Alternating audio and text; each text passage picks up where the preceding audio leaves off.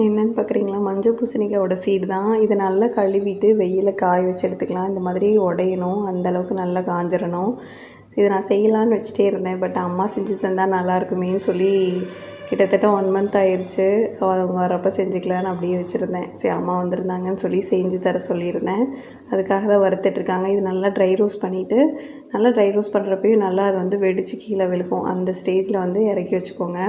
அது ஆறட்டும். அதுக்கப்புறம் அதே பேனில் ஒரு 4-5 வரமிளகா, காரத்துக்கு உங்களுக்கு எவ்வளோ வேணுமோ அதை ஆட் பண்ணிக்கோங்க. ஒரு 2-3 கொத்து கருவேப்பிலை தழை, 1 ஸ்பூன் ஜீரகம், 2 ஸ்பூன் மல்லி, அது கொத்தமல்லி, அதையும் போட்டு நல்லா வறுத்துக்கோங்க. நல்லா இதுவும் ட்ரை ரோஸ்ட் ஆனதுக்கப்புறம் பார்த்திங்கன்னா, இது ஆறுறதுக்குள்ளே அந்த நம்ம ஆல்ரெடி சீடு வந்து வறுத்துருக்கோம்ல, அதை வந்து நல்லா க்ளீன் பண்ணி எடுத்துக்கலாம். அதில் வந்து எம்டி சீடு அதெல்லாமே இருக்கும், தோல் அதெல்லாம், அதை எல்லாமே ரிமூவ் பண்ணிவிட்டு, அதுக்கப்புறம் நம்ம வறுத்து வச்சுருக்கோம்ல இந்த மிளகா, ஜீரகம், மல்லி, அதெல்லாமே ஒன்றா மிக்சியில் கொஞ்சமாக உப்பு சேர்த்து அரைச்சி எடுத்துக்கோங்க. அவ்வளோதான், அந்த பொடி ரெடி ஆயிரும்.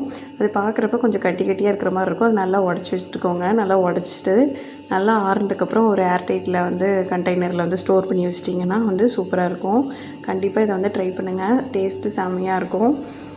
இது வந்து சுடு சாதத்தில் வந்து நல்லெண்ணெய் அல்லது வந்து நெய் ஆட் பண்ணி சாப்பிட்டு பாருங்கள். குழம்பு எதுவுமே தேவையில்லை, அந்த ஒரு பொடி இருந்துச்சுனாவே போதும், சூப்பராக இருக்கும். இதை வச்சு நீங்கள் லஞ்ச் பாக்ஸ் கூட வந்து வெரைட்டி ரைஸாக வந்து நீங்கள் பொடி சாதமாக கிளறி தந்துடலாம். அதுவும் செம்ம டேஸ்ட்டாக இருக்கும் உங்களுக்கு. கண்டிப்பாக ட்ரை பண்ணுங்கள். இதெல்லாம் நாங்கள் சின்ன வயசில் சாப்பிட்டது. அப்போல்லாம் வந்து எங்களுக்கு செக்கில் இடித்து தான் தருவாங்க அம்மா. அதோடய டேஸ்ட்டே செம்ம தான். பட் இப்போல்லாம் அந்தளவுக்கு இடிக்கிறதுக்கு நமக்கும் டைம் இல்லை.